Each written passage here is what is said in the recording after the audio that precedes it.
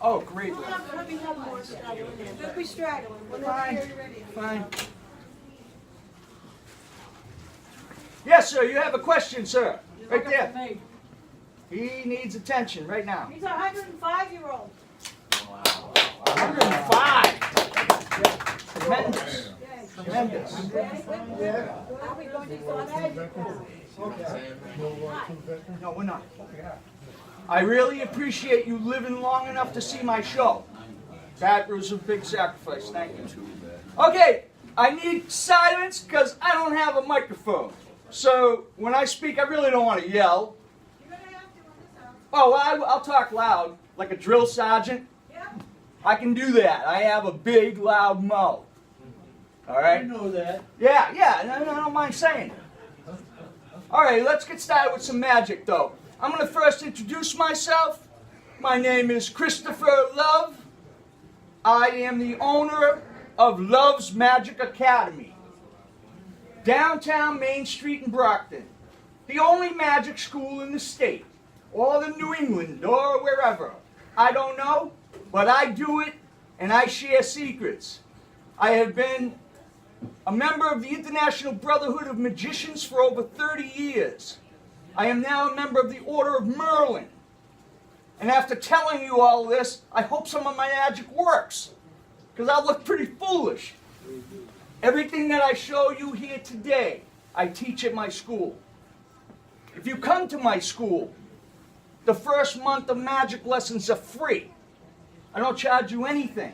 I give you all the props you need, a little bag of tricks per se, that you can keep just for checking out my school. So I encourage you to come yourself, learn some magic. It is not that hard. I can teach to anybody. My range of my students goes from 10 to 74. I would love to have a 105-year-old student. Please come to my school. Okay. You guys, do you remember when you first joined the military? Do you remember when they put you on that plane and you got to the airport where your base was? And you got in that bus and you drove to the base and a little bit scared, not knowing what's going to happen. I'm sure you guys all remember that. For me, it was like 3 in the morning, and we all get out of the bus, and we're all tired, and standing there, and out comes this guy yelling louder than me. All right, telling us to drop our stuff, move over there, get off that bus, all of that, you know. And we're like this. Everybody's got various clothing that you had on, t-shirts, jeans, whatever, sweatshirts. Everybody looked different. Long hair, curly hair, blonde hair, black hair. We had every different type on that bus. And you know what? We get off, you know, we had all kinds. We had people that just, you know, had those kind of really business-like outfits, you know, with ties, and I don't know what they thought they were coming to. Then you had guys that were real relaxed, you know, just a t-shirt and jeans. You know, they looked totally different. And then you'd have other guys, you know, maybe wore some sports clothing. You could tell they were jocks of some sort, you know. And then, you know, all different people. And you know what they called us when we got off of there? All the servicemen that you bumped into. Look at the rainbow! Look at the rainbow! We were called rainbows because we all were a bright collage of colors. Hey, rainbow! Didn't even know what they were talking about until you'd been there a while. So, go to the barracks. First thing they do after you sleep and wake up, we go for a haircut. So, yeah, everybody got their head shaved, right? So, the guys that had the, you know, short hair already, was no problem. Guys that had pretty medium hair, no problem. Guys with the really long hair, they didn't care for that too much. But it didn't matter, because they all got the buzz. You remember the buzz, don't you? Well, when they got the buzz, even though they were all different, right? Short, medium, long. By the time they left that barber, everybody looked the same. Everybody looked the same. How about that?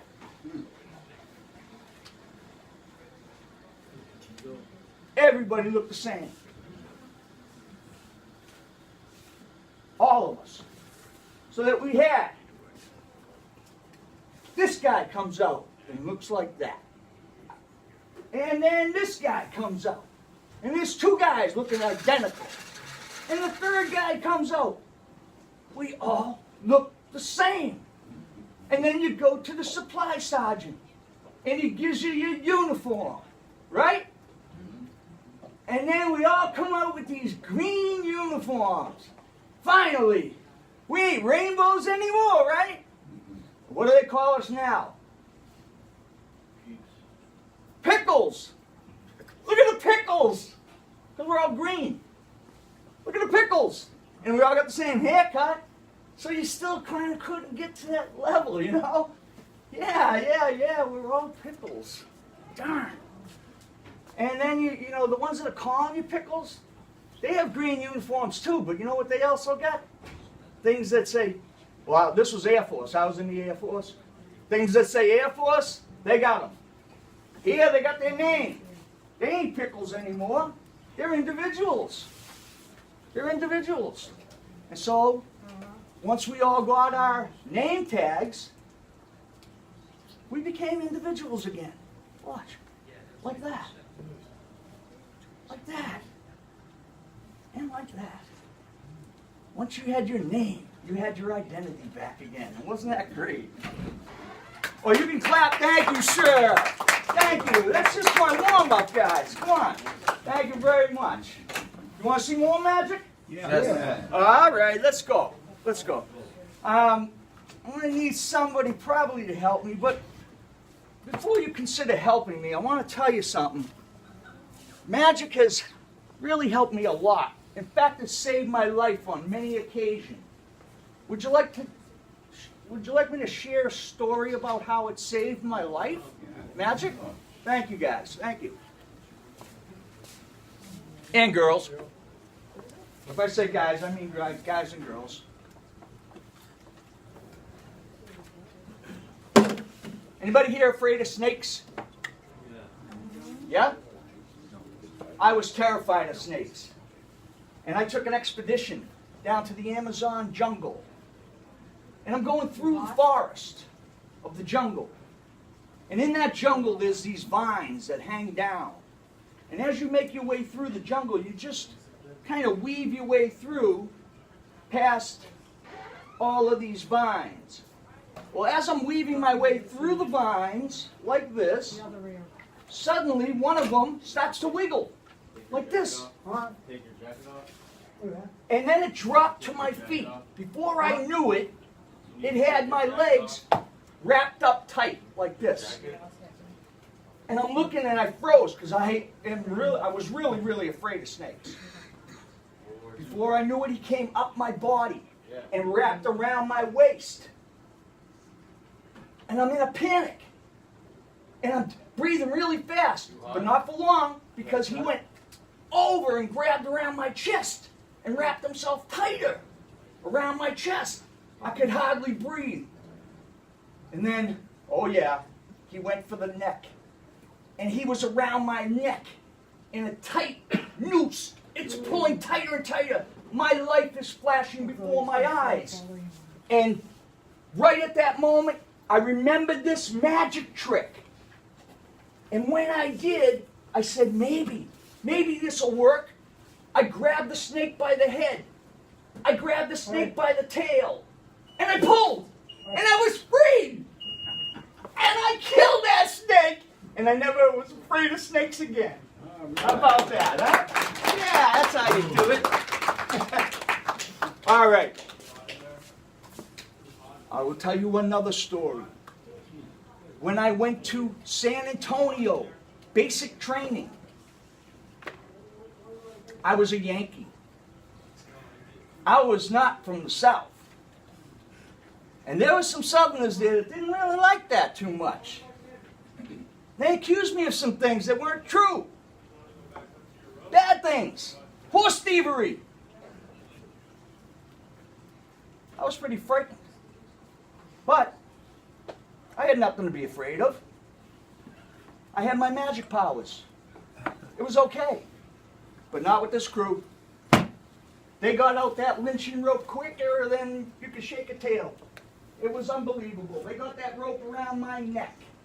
They put me on a horse. I guess this is the way they do it. They put me on the saddle. Backwards. They took the rope. Please examine this rope, would you, sir? Pull on that. It's an ordinary rope, it's just blue. So it's easy to see. Okay. They put that rope around my neck. Like that. And that's when I started to get a little nervous. They tightened it.